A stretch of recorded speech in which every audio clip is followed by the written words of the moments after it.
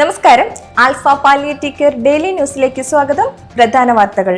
Alpha കൊല്ലം സെന്ററിൽ പ്രവർത്തന അവലോകന യോഗം നടത്തി. പ്രസിഡന്റ് എസ് അനിൽകുമാർ അധ്യക്ഷത വഹിച്ചു.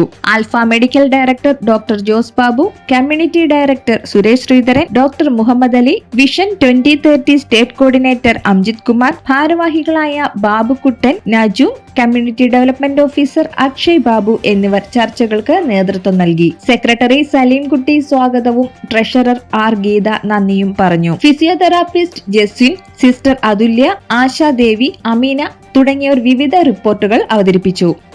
SAPC Arish club patient supportive ഇവന്റിന്റെ ആഭിമുഖ്യത്തിൽ ആൽഫ തൃശൂർ സെന്ററിലേക്ക് വീൽ ചെയറുകൾ കൈമാറി. മണ്ണുത്തി ഡോൺ ബോസ്കോ കോളേജിലെ ആരിഷ് ക്ലബ് അംഗവും BSW വിദ്യാർത്ഥിനിയുമായ ആര്യയുടെ താൽപര്യാർത്ഥം പിതാവ് അഭിലാഷ് കുണ്ടോളിയുടെ ഇടപെടലിൽ ലയൺസ് ക്ലബ് മുഖേന 2 വീൽ ചെയറുകൾ ലഭിച്ചു. Community director Suresh Sreedharan, president Thomas Tholath, secretary CK Sajeev, Abhilash Kundoli, community welfare officer Vismaya Venugopal തുടങ്ങിയവർ സംസാരിച്ചു. തുടർന്ന് ആൽഫയുടെ പാലിയേറ്റീവ് ഫിസിയോതെറാപ്പി പരിചരണത്തിലിരിക്കുന്ന 2 പേർക്ക് വീൽ ചെയർ കൈമാറി.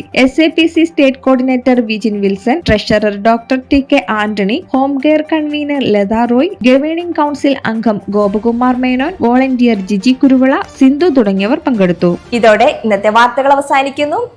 ജയ് ഹിന്ദ്.